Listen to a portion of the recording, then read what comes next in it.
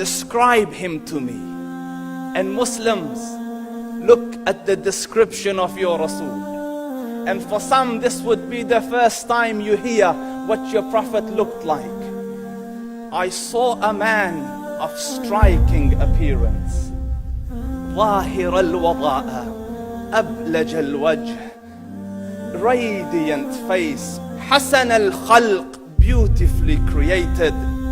لم تعبه الثجلة, his belly wasn't protruding. ولم تزر به السعلة, nor was his head disproportionate and small. وسيم قسيم, proportionate and delicate, finely made, a specimen of a creation. في عينيه دعج, in his eyes there was a contrast. The dark was immensely dark, the white was excessively white. وفي أشفاره وطف, and his eyelashes were long.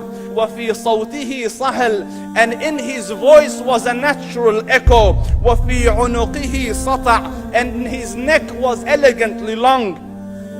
وفي لحيته كثاثة, his beard was full and thick. أزج أقرن, his eyebrows were arched, but they were not joined. It was separated. In summit فعليه الوقار, when he was silent, dignity covered him. وإن تكلم سماه وعلاه البهاء, and when he spoke, it was audible and clear, almost commanding and overtaking.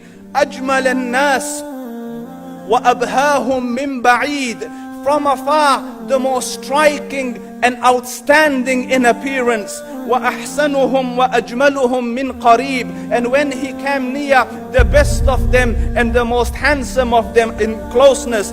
حلو المنطق, such an exalted and sweet level of logic. Like when he used to speak, it was so coherently logical, it was smooth and easy to understand. فصل لا نزر ولا هذر, he was to the point, not excessive nor too short. كأن منطقه خرزات نظم يتحدرن, his logic, his utterances, his words were like jewels coming out of a necklace, calculated, polished, one after the other, it would flow magically. ربعة, he was medium in height. Your eye didn't have to strain to look up at him, nor was it tedious to look down at him. He was a comfortable sight to look at. له رفقاء يحفون به, he had friends, the people that were with him, they were working around him to try to serve and protect him. إن قال سمعوا لقوله, when he used to say something, they used to hearken to what he used to say. وإن أمر تبادروا إلى أمره, when he commanded, they used to compete to fulfill the command. This is Muhammad Rasulullah. This is Muhammad Rasulullah. Anas ibn Malik says, he says, I came out one night, it was the full moon night.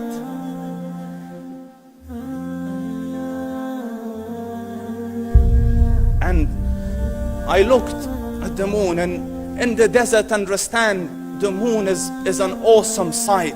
It is smooth, it is radiant, it is clear, it is gentle compared to the scorching sun at which they are used to.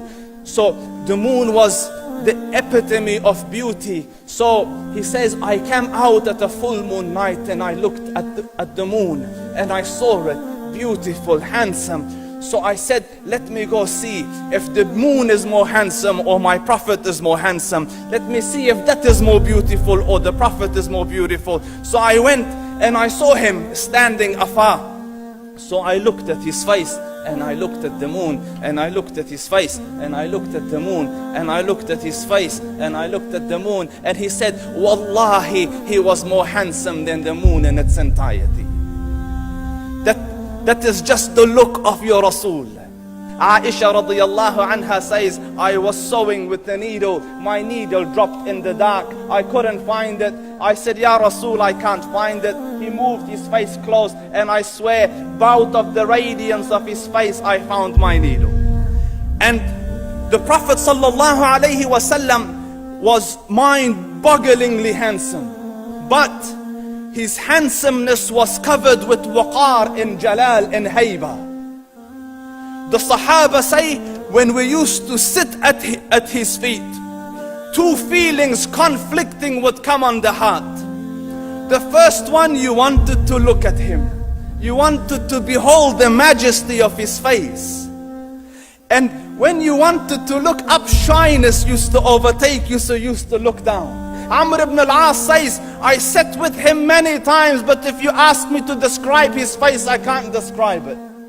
I wouldn't be able to look up to him ijlalan wa ta'zeeman. I couldn't look up at him. And that is why he didn't have the problems that Yusuf alayhi salam had. Because it was difficult to penetrate the awe and the splendor of the Rasul.